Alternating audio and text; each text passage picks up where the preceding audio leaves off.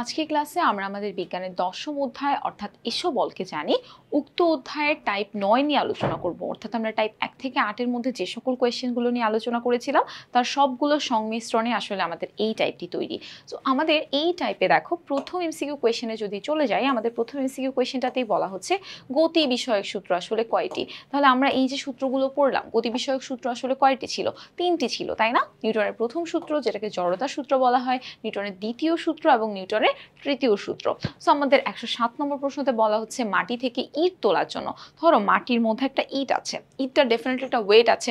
So মাটি থেকে তুমি ইটটাকে এভাবে করে তুললা, তাহলে সেখানে তোমার কি পেশিজ শক্তির দরকার না, পেশিজ বলের দরকার না? তার মানে উক্ত প্রশ্নের উত্তর হবে ক, অর্থাৎ পেশিজ বল। আমাদের পরবর্তী ১০৭ নাম্বার প্রশ্নের পরে আমরা ১০৮ নম্বর প্রশ্নে চলে যাব। সো আমাদের ১০৮ নাম্বার কোয়েশ্চেন দেখতে পাচ্ছি একটা উদ্দীপক বেস কোয়েশ্চেন। বলা হচ্ছে নিচের উদ্দীপকের আলোকে ১০৮ নম্বর প্রশ্নের উত্তর দাও। এখানে আমরা একটা উদ্দীপক দেখতে পাচ্ছি, এখানে দেখতে পাচ্ছি দুইটা গ্লাস আছে, একটা গ্লাসের মধ্যে মুদ্রা সমেত একটা খাম আছে।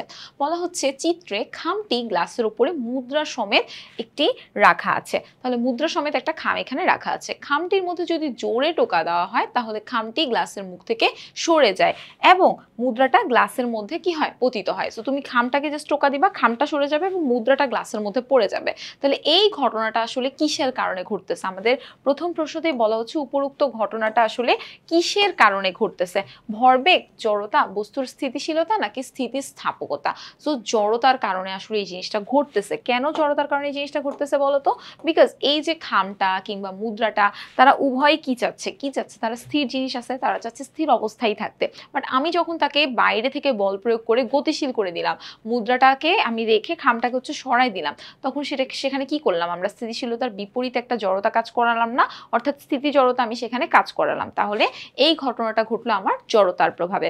আমাদের পরবর্তী কোয়েশ্চেনে যদি চলে যাই, বলা হচ্ছে নিচের উদ্দীপকের আলোকে ১০৯ এবং ১১০ নম্বর প্রশ্নের উত্তর দাও। সো আমাদের এখানে দেখো একটা ম্যাথমেটিক্যাল কোয়েশ্চেন বলছে ২ নিউটন বলে। তার মানে এখানে আমাদের বলের মান দেওয়া আছে। বলকে আমরা কি দ্বারা প্রকাশ করি? বলকে আমরা এফ দ্বারা প্রকাশ করি, অর্থাৎ বলকে বলা হয় ফোর্স, অর্থাৎ এফ। বলা হচ্ছে ২ নিউটন বল প্রয়োগ করা একটা বস্তুর ত্বরণ হলো ৪ মিটার পার সেকেন্ড স্কোয়ার। ত্বরণকে আমরা কি দ্বারা প্রকাশ করি? এ দ্বারা প্রকাশ করি, অর্থাৎ অ্যাসিলারেশন। সো এ দ্বারা প্রকাশ করতে পারি। বলা হচ্ছে বল প্রয়োগ বন্ধ করে বস্তুটাকে আসলে মেঝেতে ছেড়ে দেওয়া হলো, তারপরে বস্তুটি কিছু দূর যাওয়ার পরে সেটা থেমে গেল। এবার তোমার কাছে জানতে চেয়েছে বস্তুটির ভর কত। এখন আমরা যদি ভরটা বের করতে যাই, আমরা ভরের সূত্র কি জানি? এটা একটা ম্যাথমেটিক্যাল টার্ম। আমরা জানি যে F is equal to M A. এবার আমরা যা যা মান পাইছি সেটা বসাবো। এফ এর মান এখানে পেয়েছিলাম ২ নিউটন, আর এম এর মান এখানে পেয়েছিলাম কত? ৪ ইনটু, এবার এম এর মান পাইনি, এম এর মানটাই আমরা বের করব। আর এ এর মান পেয়েছিলাম ৪। এবার এম এর সাথে ৪ কি আকারে আছে বলো তো? এম এর সাথে ৪ আছে গুণ আকারে। সো এই পাশে আসলে সেটা কি হয়ে যাবে? ভাগ হয়ে যাবে। তার মানে ২ ভাগ ৪ ইজ ইকুয়াল টু এম। তাহলে ২ দিয়ে ৪কে ভাগ করলে আমার ভ্যালু কত আসতেছে? ২ ভাগ ৪। সো ভ্যালু আসতেছে আমার হাফ বা 0.5। তার মানে এম ইজ ইকুয়াল টু আসতেছে 0.5। এখন আমরা এম বলতে কি বুঝি? এম বলতে বুঝি আমরা মাস, অর্থাৎ ভর। ভরের একক কি হয়? ভরের একক হয় কেজি। তার মানে 0.5 কেজি ছিল এটা। এখন কেজিকে আমরা আমাদের দেখো অপশনে যদি দেখো ১০৯ নম্বর প্রশ্নতে আমার এম এর ভ্যালু আসছে 0.5 কেজি, বাট ১০৯ নম্বর প্রশ্নতে আমাদেরকে কিন্তু আনসারগুলা গ্রামে বলে দিয়েছে। কিসে বলেছে? গ্রামে বলেছে। তাহলে কেজি থেকে আমাদেরকে কি করতে হবে? গ্রামে নিতে হবে। এখন আমরা জানি ১ কেজি সমান সমান কত গ্রাম? ১০০০ গ্রাম। তাহলে 0.5 কেজিকে তুমি যদি গ্রামে কনভার্ট করতে চাও তখন তোমার সেটাকে কি করতে হবে? ১০০০ দিয়ে গুণ করতে হবে। সো তুমি এটাকে যদি ১০০০ দিয়ে গুণ করো তখন সেটা কি হয়ে যাবে? গ্রামে কনভার্ট হয়ে যাবে।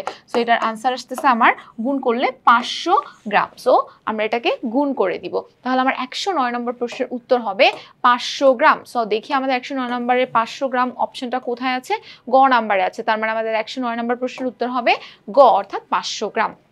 আমাদের পরবর্তী ১১০ নম্বর প্রশ্নতে যদি যাই, বলা হচ্ছে কোন বলের কারণে আসলে বস্তুটা থেমে গেল। এই যে আমার বস্তুটা যে থেমে যাচ্ছে, একটা নিশ্চয়ই একটা পৃষ্ঠের উপর একটা বস্তু গড়িয়ে যাচ্ছে এবং সেখানে এক ধরনের বল ক্রিয়েট হচ্ছে, সেই বলটা কি বল? ঘর্ষণ বল। অর্থাৎ ঘর্ষণ বলের কারণে আসলে আমার বস্তুটা থেমে গেল। পরবর্তীতে দেখতে পাচ্ছি আরো একটা উদ্দীপক বেস কোয়েশ্চেন। বলা হচ্ছে নিচের উদ্দীপকের আলোকে ১১২ এবং ১১১ নম্বর প্রশ্নের উত্তর দাও। বলা হচ্ছে রাস্তায় একজন গাড়ি চালক হঠাৎ করে গাড়িটা চালানোর চালানোর ফলে তিনি সামনের দিকে ঝুঁকে পড়লেন, পরে তিনি সিট বেল্টটা বেঁধে নিলেন। সো রাস্তায় একজন গাড়ি চালকটা গাড়ি চালানোর সময় কি করতেছে, সামনের দিকে ঝুঁকে পড়তেছে। সো সে যখন দেখলো যে তার আসলে বিপদ আসতেছে, সো সে কি করলো, সিট বেল্টটা বেঁধে নিল। এখন এই যে সে যে ঝুঁকে পড়লো সামনের দিকে, হঠাৎ করে সামনের দিকে ঝুঁকে পড়লো, এর কারণটা আসলে কি?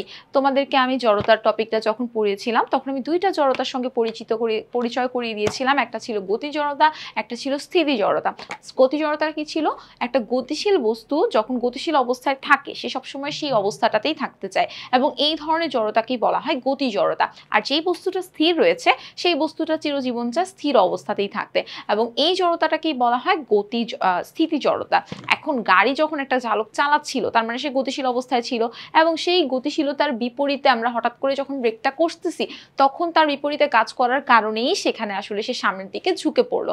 অর্থাৎ গতিশীল ছিল, সে গতিশীল থাকতে চাচ্ছিল, এই জড়তাটাকে আমরা বলতে পারি গতি জড়তা। তার মানে তার ঝুঁকে পড়ার কারণ হচ্ছে গতি জড়তা। 111 নম্বর প্রশ্নের উত্তর হবে ক। আমাদের 112 নম্বর প্রশ্নতে বলা হচ্ছে সিট বেল্ট বাঁধার সময় তার কিরূপ জড়তা ছিল। তাহলে সে যখন সিট বেল্টটা বাঁধতেছিল ডেফিনেটলি সে হচ্ছে গাড়িটাকে থামাইছে, তারপরে সে তার সিট বেল্টটাকে বাঁধতেছে। তাহলে গাড়িটাকে যখন থামাইছে অর্থাৎ সে স্থির অবস্থায় ছিল, তার মানে সে তখন কি জড়তার মধ্যে কাজ করতেছিল, স্থিতি জড়তায় কাজ করতেছিল। অর্থাৎ 112 নম্বর প্রশ্নের উত্তর হবে খ, স্থিতি জড়তা। আমাদের পরবর্তীতে আরো একটা উদ্দীপক বেস কোয়েশ্চেন দেখতে পাচ্ছি।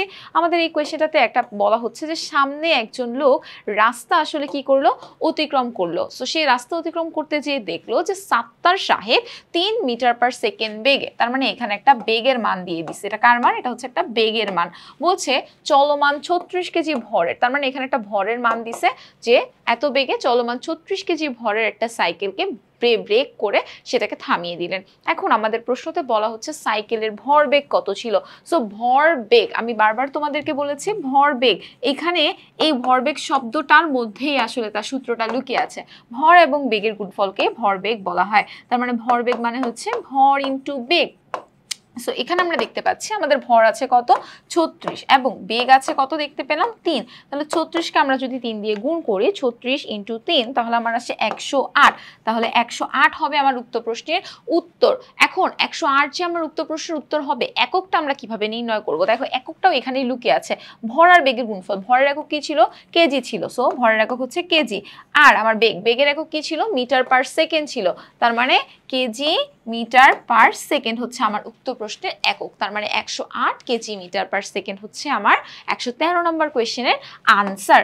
আমরা আমাদের পরবর্তী 114 নম্বর প্রশ্নে চলে যাব। আমাদের 114 নম্বর প্রশ্নতে বলা হচ্ছে এই যে সে যে আমাদের এই জিনিসটাকে থামাই দিল, সো কোন ঘর্ষণটা উদ্দীপকের ঘটনার ক্ষেত্রে আসলে প্রযোজ্য। সো কোন ঘর্ষণটার কারণে, মানে কিসের কারণে সে গতিশীল ছিল, অর্থাৎ গতি ঘর্ষণের কারণেই আসলে এই ঘটনাটা ঘটলো। তাহলে আমরা বলতে পারি যে গতি ঘর্ষণটা আসলে আমাদের এই ঘটনার ক্ষেত্রে প্রযোজ্য।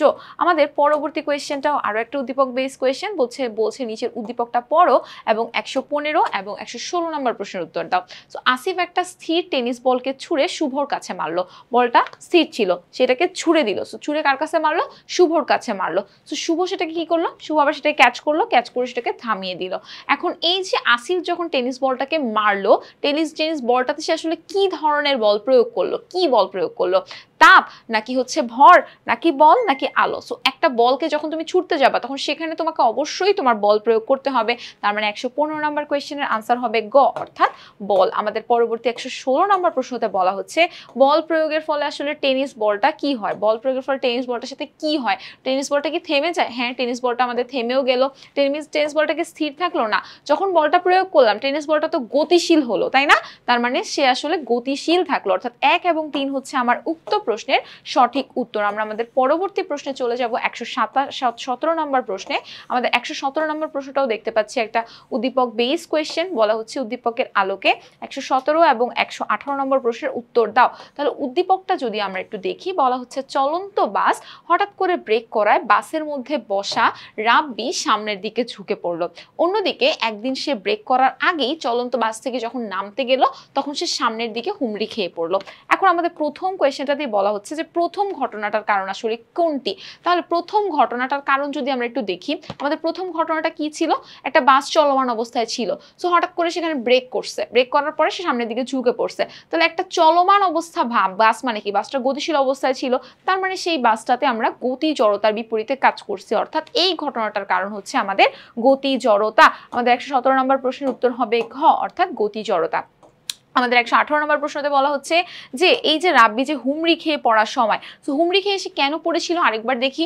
বলা হচ্ছে সে ব্রেক করার আগে, তার মানে সে একটা চলন্ত বাস থেকে, একটা গতিশীল বাস থেকে সে কি করছে, নামতে গেছে। তাহলে সে গতির বিপরীতে কাজ করতে গেছে, তখন সে আসলে কি করছে, হুমড়ি খেয়ে পড়ছে।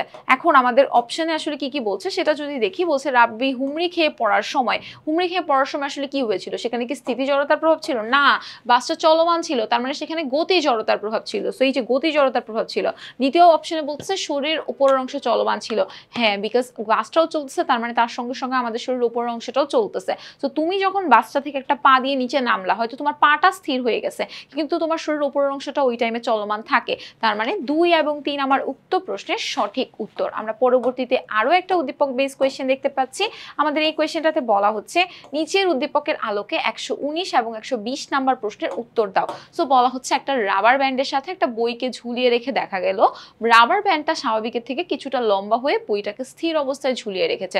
সো রাবার ব্যান্ডটা কি হয়, রাবার ব্যান্ডটা হচ্ছে অল্প একটুখানি আসলে মানে শক্তি আসলে ধরে রাখতে পারে, বইয়ের ওজনটা খুব বেশি হয় না, সো রাবার ব্যান্ডটা কি করে, একটু এরকম লম্বা হয়ে যায় আর কি, বুঝতে পারছো, সো একটু লুজ হয়ে যায়, তারপরে বইটাকে সে হচ্ছে ঝুলিয়ে রাখার চেষ্টা করে, বাট ওয়েট যদি খুব বেশি হয়ে যায় তখন সেটা ছিঁড়ে পড়ে যেতে পারে। এখন বলা হচ্ছে এই যে রাবার ব্যান্ডটা যে তার লম্বা হওয়ার কারণ আসলে কি, সে কেন আসলে লম্বা হয়ে যাচ্ছে, অভিকর্ষ বলের কারণে, ক্রিয়া বলের কারণে, প্রতিক্রিয়া বলের কারণে, নাকি জড়তার কারণে। আমাদের রাবার ব্যান্ডটা লম্বা হয়ে যাচ্ছে আমাদের আসলে কিসের কারণে, অভিকর্ষ বলের কারণে, বিকজ অফ আমাদের প্রত্যেকটা জিনিস আসলে আমাদেরকে কি করতেছে, নিচের দিকে সবসময় টানতেছে, আমাদের প্রত্যেকটা জিনিস আমাদেরকে সবসময় নিচের দিকে টানে, এবং এই বলকে আমরা বলে থাকি মাধ্যাকর্ষণ বল কিংবা অভিকর্ষ বল। সো বইকে যখন আমরা শূন্য থেকে ঝুলিয়ে রাখছি একটা রাবার ব্যান্ডের সাহায্যে,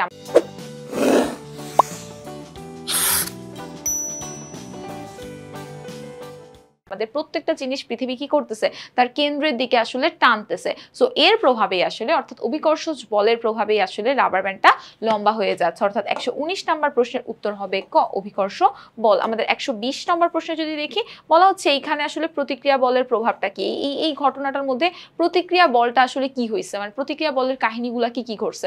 এখানে ক্রিয়া বলটা নিষ্ক্রিয় হয়ে গিয়েছে, হ্যাঁ এটা ঠিক আছে। আমাদের রাবার ব্যান্ডটা লম্বা হয়েছে, না, রাবার ব্যান্ডটা লম্বা হওয়াটা তো আসলে প্রতিক্রিয়া বলের কারণে হয় না, এটা আসলে অভিকর্ষ বলের প্রভাবে হয়েছে।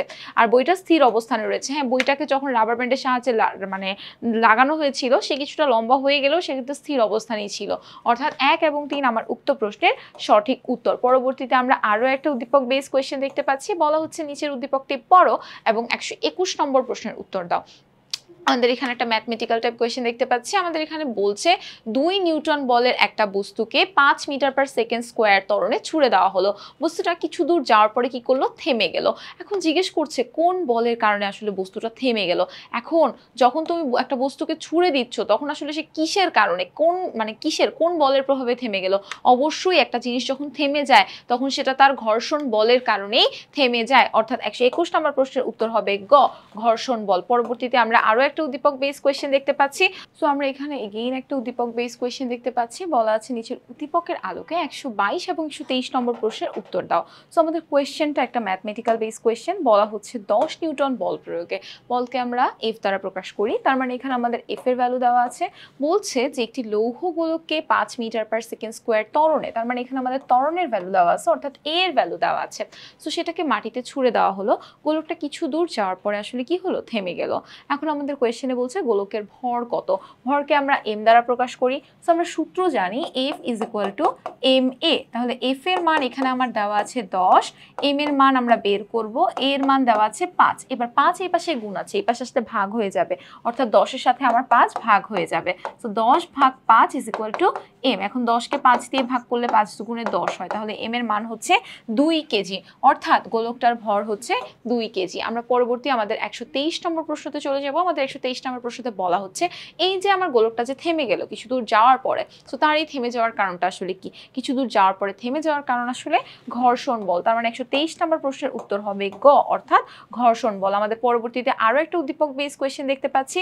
আমাদের উক্ত প্রশ্নতে বলা হচ্ছে যে 1500 কেজি একটা বাস, তার মানে একটা বাসের ভর দেওয়া আছে হুইচ ইজ 1500 কেজি। একটা বাস 4 মিটার পার সেকেন্ড স্কোয়ার ত্বরণে চলছিল, তার মানে এখানে এ এর মান দেওয়া আছে। এখন বলা হচ্ছে যে জরুরি ব্রেক চাপা হলে, ধরো বাসের সামনে কেউ একজন চলে আসছে বা অন্য কোনো একটা গাড়ি চলে আসছে বা একটা কুকুর চলে আসছে, খুব জরুরি হচ্ছে গিয়ে বাস চাপা হয়েছে, বাসের ব্রেকটাকে চাপা হয়েছে। সো জরুরি ব্রেক চাপা হলে যাত্রী সিফাত সহ অনেকেই আসলে সামনের দিকে ঝুঁকে পড়লো। তাহলে আমাদের প্রথম প্রশ্নটাতেই বলা হচ্ছে গাড়িটা আসলে কত বলে চলছিল, তার মানে আমাদের বলের ভ্যালুটা আসলে এখানে বের করতে হবে। তাহলে আমরা সূত্র কি জানি? সূত্র জানি F = ma। তাহলে এখানে m এর মান দেওয়া আছে আমার কত? 1500 ইন্টু এর মান দেওয়া আছে আমার 4। সো 4 15 কত? 4 15 হচ্ছে 60 আর দুইটা শূন্য, সো 6000 নিউটন বলে আসলে আমার এই বাসটা চলমান ছিল, অর্থাৎ 124 নম্বর প্রশ্নের উত্তর হবে গ। আমাদের এখানে কিন্তু বলছিল যে হঠাৎ করে ব্রেক কষার ফলে সিফাত সহ অনেকে কি হয়েছিল? সামনের দিকে ঝুঁকে পড়ছিল। এখন এই যে বাসটা কি অবস্থায় ছিল বলতো? চলমান অবস্থায় ছিল, অর্থাৎ গতি জড়তার মধ্যে আসলে সে ছিল। এখন একটা বাস যখন গতিশীল অবস্থায় থাকে, গতি জড়তার মধ্যে থাকে, তখন হঠাৎ করে ব্রেক চাপার মানে হচ্ছে সেটা গতি জড়তার বিপরীতে কাজ করা। সো আমাদের কোয়েশ্চেনটাতে কি বলছে আমরা যদি সেটা একটু দেখি, বলা হচ্ছে যে ব্রেক চাপায় সিফাতের সামনের দিকে আসলে ঝুঁকে পড়ার কারণটা কি? সো সামনের দিকে ঝুঁকে পড়ার কারণ কি? গাড়ির সংলগ্ন দেহের অংশের আসলে কি হয়? গতিটা কমে যায়। হ্যাঁ, সো গাড়ি হঠাৎ করে হচ্ছে যখন তোমার ব্রেকটা কষা হয়েছে, সো গতিটা তো ডেফিনেটলি কমে গেছে। সো কমে যাওয়াই আসলে এটার মেইন কারণ। তার মানে প্রথম অপশনটা ঠিক আছে, পরেরটা বলছে বেড়ে যাওয়া। না, ব্রেক কষলে গতি কিভাবে বেড়েছে সেটা আসলে পসিবল না। বলতেছে দেহের উপরের অংশের গতি পূর্বের মতোই থাকতে চাওয়া। আমাদের শরীর যখন হচ্ছে একটা বস্তুকে হঠাৎ করে স্থির করে দেওয়া, হ্যাঁ আমাদের দেহের নিচের অংশটা হচ্ছে স্থির হয়ে গেলেও উপরের অংশটা আসলে আগের মতোই গতিশীল থাকতে চায়। সো আমাদের 1 এবং 3 হচ্ছে উপরে এই কোয়েশ্চেনটার সঠিক উত্তর, অর্থাৎ খ হবে আমার এই কোয়েশ্চেনের আনসার। আমাদের পরবর্তীতে আরো একটা উদ্দীপক বেস কোয়েশ্চেন, বলা হচ্ছে নিচের উদ্দীপকের আলোকে 126 এবং 127 নম্বর প্রশ্নের উত্তর দাও। সো জিজ্ঞেস করা হচ্ছে যে কোনো একটা বস্তুর ভর 20 কেজি, তার মানে 20 কেজি বলছে আমাদের একটা বস্তুর ভর, এবং এর উপরে 2 সেকেন্ড ধরে বল প্রয়োগ করায় সে স্থির অবস্থা থেকে 4 মিটার পার সেকেন্ড বেগ সম্পন্ন হলো। এখন আমাদের প্রথম প্রশ্নতে বলা হচ্ছে উদ্দীপকে নিউটনের আসলে কোন সূত্রের প্রয়োগ রয়েছে। তাহলে নিউটনের কোন সূত্রের প্রয়োগ রয়েছে? সে স্থির অবস্থা থেকে আসলে কি হয়েছে? গতিশীল অবস্থায় গেছে, তাই না? আচ্ছা, এখন এই যে স্থির থেকে গতিশীল অবস্থায় গেছে, তার মানে এখানে জড়তার কথা বলেছে, অর্থাৎ এটা নিউটনের প্রথম সূত্রের সাথে কানেক্টেড। নিউটনের প্রথম সূত্রকেই তো আমরা জড়তা সূত্র বলি। নিউটনের প্রথম সূত্রটা কি ছিল? বাইরে থেকে বল প্রয়োগ করা না হলে স্থির বস্তু স্থিরই থাকবে এবং গতিশীল বস্তু কি হবে? সমগতিতে আসলে একই গতিতে চলতে থাকবে। আমাদের পরবর্তী 127 নম্বর প্রশ্নটাতে বলা হচ্ছে বস্তুটিতে কত নিউটন বল প্রয়োগ করা হয়েছিল। তার মানে আমার এই কোয়েশ্চেনটা একটা ম্যাথ বেস কোয়েশ্চেন। সো আমরা যদি এই কোয়েশ্চেনটা একটু করার চেষ্টা করি, আমাদের এই কোয়েশ্চেনটাতে জানতে চেয়েছে বলের মান, অর্থাৎ এফ এর মান। সো এফ এর সূত্র আমরা কি জানি? এফ এর সূত্র জানি F = ma। এখানে আমার m এর ভ্যালুটা দেওয়া আছে, ভর হচ্ছে আমার m এর মান, ভরের মান m, অর্থাৎ 20 কেজি আমার দেওয়া আছে, ইনটু a। এবার a এর মানটা যদি তুমি চিন্তা করো, দেখো তোমার এখানে 2 সেকেন্ড অর্থাৎ টাইম দেওয়া আছে একটা। এখানে তোমাকে বলছে স্থির অবস্থা। স্থির অবস্থা বলতে আসলে কি বলছে? একটা বস্তুর আদি বেগ দিয়ে দেওয়া। আদি বেগকে আমরা ইউ দ্বারা প্রকাশ করি। আচ্ছা, তারপরে বলছে যে 4 মিটার পার সেকেন্ড বেগ সম্পন্ন হলো। তাহলে এটা যদি আদি বেগ হয়, পরবর্তীতে যেই বেগটা পাওয়া যায় সেটাকে সবসময় বলা হয় শেষ বেগ। তার মানে এটা হচ্ছে v এর ভ্যালু। এখন তোমার কাছে জানতে চেয়েছে যে এখানে কত নিউটন বল প্রয়োগ করা হয়েছিল। সূত্র লিখলে আমরা F = ma। এর কিন্তু সরাসরি কোনো মান দেওয়া নাই। এখন এর আমরা একটা সূত্র জানি যেটা v, u, t এগুলোর সাথে কানেক্টেড। সেই সূত্রটা দিয়ে আগে আমাদেরকে a এর ভ্যালুটাকে বের করে নিতে হবে। সো a সূত্র কি জানি? a = v - u / t। এখন এখানে আমাদের v এর ভ্যালু কত দেওয়া আছে? v এর ভ্যালু দেওয়া আছে 4। তাহলে 4 - u, যেহেতু স্থির বস্তু, স্থির থাকা মানে একটা বস্তুর বেগ হচ্ছে 0 থাকা, তার মানে এখানে u এর মান হচ্ছে 0 আর t এর মান কত? 2। তাহলে 4 থেকে যদি তুমি 0 বিয়োগ করো সেটা 4ই হয়। 4 দিয়ে 2 কে ভাগ করলে 2 2 4 হয়। তার মানে এর মানটা আমরা এখানে পেলাম 2। তাহলে এখানে আমি 2 বসাইতে পারি। এবার 20 2 কত হয়? 40 হয়। তার মানে আমার উক্ত প্রশ্নের উত্তর হবে 40 নিউটন আসলে এখানে বল প্রয়োগ করা হয়েছিল। তার মানে 127 নম্বর প্রশ্নের উত্তর হবে ঘ, অর্থাৎ 40 নিউটন।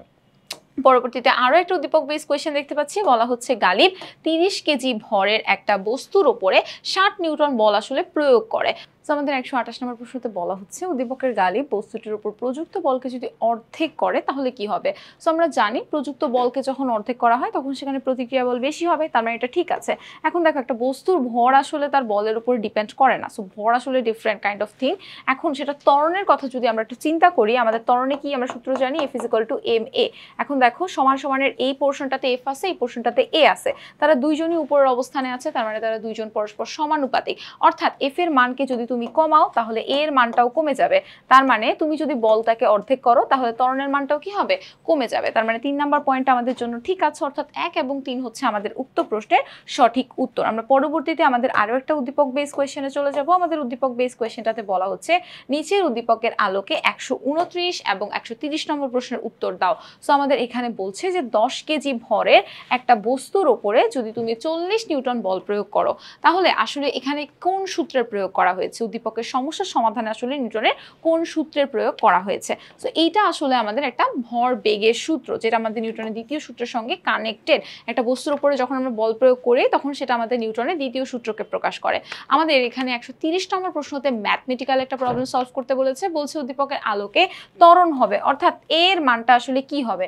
এখানে দেখো 10 কেজি ভরের, ভর মানে হচ্ছে m এর ভ্যালু বলছে, আর বলতেছে একটা বল অর্থাৎ f এর মান বলে দিয়েছে। সো আমরা সূত্র কি জানি, সূত্র জানি F = ma। এবার f এর মান আমাদের এখানে কত ছিল, 40 ছিল, আর m এর মান হচ্ছে আমার ছিল 10 ইনটু a এর মান আমাদেরকে বের করতে হবে। এর সাথে 10 গুণ আকারে আছে, এই পোর্শনটা চলে আসে, সেটা ভাগ হয়ে যাবে, 40/10 = a। সুতরাং a = 40 কে 10 দিয়ে ভাগ করলে কত হয়, 4 হয়, তার মানে a এর মান হচ্ছে গিয়ে আমাদের 4। এখন দেখো এখানে 4 এর উত্তর আছে আমাদের দুইটা, এখন কোনটা হবে আমাদের সঠিক উত্তর। ত্বরণের একক কি, ত্বরণের বেগের এককটা খুব ভালো মতো মনে রাখবা, কেউ কনফিউজড হবে না। ত্বরণের একক হচ্ছে মিটার/সেকেন্ড স্কয়ার, বা এটাকে তুমি অন্যভাবে লিখতে পারো মিটার/সেকেন্ড-ইনভার্স 2, মানে ত্বরণের এককে তোমার হচ্ছে সেকেন্ডের উপর ইনভার্স 2 হবে, মানে 2 হবে সোজা কথা। আর যদি বেগ চায় তোমার কাছে তখন বেগের সময় হবে মিটার/সেকেন্ড, বা তুমি এটা কিভাবে লিখতে পারো মিটার/সেকেন্ড-ইনভার্স 1, যেই কোনো বেগ হতে পারে, সেটা আদি বেগ কিংবা শেষ বেগ। তার মানে আমার এখানে 4 এর জন্য দেখো দুইটা ভ্যালু আছে, একটা হচ্ছে 4 মিটার/সেকেন্ড স্কয়ার আর একটা হচ্ছে 4 মিটার/সেকেন্ড। তাহলে ত্বরণের সময় আমরা জানি স্কয়ার অর্থাৎ 2 হবে, তার মানে আমার আনসার হবে 4 মিটার/সেকেন্ড। 130 নম্বর প্রশ্নের উত্তর হবে গ। আমাদের পরবর্তীতে আরো একটা উদ্দীপক বেস কোয়েশ্চেন দেখতে পাচ্ছি, বলা হচ্ছে নিচের উদ্দীপকের আলোকে 131 এবং 132 নম্বর প্রশ্নের উত্তর দাও। এখানে আমি দুইটা বস্তুকে দেখতে পাচ্ছি, এ এবং বি। বলা হচ্ছে চিত্রে এ বস্তুর বি বস্তুর উপরে F1 বল প্রয়োগ করে। সো এ বস্তুটা বি বস্তুর উপরে কি বল প্রয়োগ করে, F1 বল প্রয়োগ করে। আবার বি বস্তুটা এ বস্তুর উপরে, বি বস্তুটা এ বস্তুর উপরে F2 বল প্রয়োগ করে। সো বি বস্তুটা এ বস্তুর উপরে F2 বল প্রয়োগ করে, আর এ বি এর উপরে F1 বল প্রয়োগ করে। এবার তোমার কাছে 131 নম্বর প্রশ্নতে জিজ্ঞেস করতেছে, এই যে এ বস্তু, ধরো সে তাকে ধাক্কা দিচ্ছে, সেও তাকে ধাক্কা দিচ্ছে, তাহলে এই ধরনের বলগুলাকে আসলে কি বল বলা হয়। সে কাজ করতেছে, এই জন্যই তো আমি একটা প্রতিক্রিয়া জানাচ্ছি, তাই না? তাহলে এই ধরনের বলগুলাকে বলা হয় প্রতিক্রিয়া বল। আমাদের পরবর্তী 132 নম্বর প্রশ্নতে বলা হচ্ছে এই চিত্র থেকে আমরা আসলে কি বলতে পারি, এই চিত্রটা থেকে কি বলা যায়। F1 = -F2, হ্যাঁ অবশ্যই F1 = -F2 বলতে কি বোঝায় জানো, যে ক্রিয়া = প্রতিক্রিয়া। মাইনাস বলতে আসলে বোঝাচ্ছে যে বিপরীত। ধরো তুমি আমাকে ধাক্কা দিচ্ছ, আমি তোমাকে ধাক্কা দিচ্ছি, তো তুমি আমার দিকে ধাক্কা দিচ্ছ এবং আমি তো আমার বিপরীতে ধাক্কা দিচ্ছি, সো এটা দ্বারা আসলে মাইনাস বোঝায়। তার মানে F1 = -F2, এটা ঠিক আছে। এখানে দেখো বলতেছে F1 + F2 = 0। So F1 + F2 = 0, এটা কি সঠিক কিনা? এটা সঠিক না। F1 + F2 = 0 এরকম কিছু না। আমাদের এখানে পরবর্তীতে বলতেছে F1 আর F2 কে গুণ করলে 0 হয় কিনা, এরকমও না। তাহলে 132 নম্বর প্রশ্নের উত্তর হবে ক, অর্থাৎ 1 নাম্বার হবে আমাদের এই জিনিসটার সঠিক উত্তর। আমরা পরবর্তীতে আমাদের 133 নম্বর প্রশ্নে চলে যাব। আমাদের 133 নম্বর প্রশ্নতে কি বলা হচ্ছে, বলছে যে উদ্দীপকের আলোকে আরো একটা কোয়েশ্চেন, যে 133 এবং 134 নম্বর প্রশ্নের উত্তর দাও। বলছে জয় একটা মার্বেলকে সে কি করছে, মাটিতে গড়িয়ে দিয়েছে। তো মাটিতে গড়িয়ে দিয়ে দূরত্বটা পরিমাপ করলো, তো সে দেখলো যে আসলে মাটির কতটা দূরে আসলে সে যায়, তারপর সে তার ডিস্টেন্সটাকে মাপলো, যে দেখলো যে ঠিক আছে কিনা। একই মার্বেলকে সে আবার কি করলো, তাদের পাকা মেঝের মধ্যে গড়িয়ে দিয়ে দেখলো যে মার্বেলটা মাটি থেকে মেঝের মধ্যে বেশি দূরত্ব অতিক্রম করেছে কিনা। তো সে দেখলো যে হ্যাঁ মাটি থেকে মেঝের মধ্যে বেশি দূরত্ব অতিক্রম করেছে। এখন আমাদের কোয়েশ্চেনে বলা হচ্ছে যে মার্বেলটি মেঝের চেয়ে মাটির মধ্যে কম দূরত্ব কেন অতিক্রম করলো। বিকজ তুমি একটা জিনিস নিজে চিন্তা করো তো, তোমার ঘরের যেই পাকা মেঝেটা, ফ্লোরটা থাকে, এটা নর্মালি ফ্লোর যদি টাইলস করা না থাকে তাহলে সেটা সিমেন্ট দেওয়া থাকে, সো এটা খুব বেশি মসৃণ মসৃণ হয় এবং মাটি তো ডেফিনেটলি তার তুলনায় মসৃণতা কম থাকে, অর্থাৎ এটার উত্তর হবে মাটি হচ্ছে কম মসৃণ। পরবর্তী 134 নম্বর প্রশ্নতে বলা হচ্ছে মার্বেলটি মেঝেতে বেশি দূরত্ব অতিক্রম করলো কারণ। সো মার্বেলটা মেঝের মধ্যে বেশি দূরত্ব কেন অতিক্রম করলো? বিকজ আমাদের মেঝেটার মধ্যে কেমন, মেঝের মধ্যে হচ্ছে আমাদের ঘর্ষণটা কম হচ্ছে এবং মেঝে হচ্ছে আমাদের বেশি পরিমাণে মসৃণও হচ্ছে। তার মানে 1 এবং 2 ঠিক আছে, বলছে মার্বেলের ভর বেশি না, ভর আসলে এটার উপর কিছু ডিপেন্ড করতেছে না। তার মানে 1 আর 2 হচ্ছে আমার উক্ত প্রশ্নের সঠিক উত্তর। সো আমরা দেখি আমাদের 1 এবং 2 নাম্বার পয়েন্টটা আসলে কোথায় আছে। এই তো আমাদের ক নাম্বারই বলেছে 1 এবং 2, তার মানে আমাদের উত্তর হবে এই প্রশ্নের ক।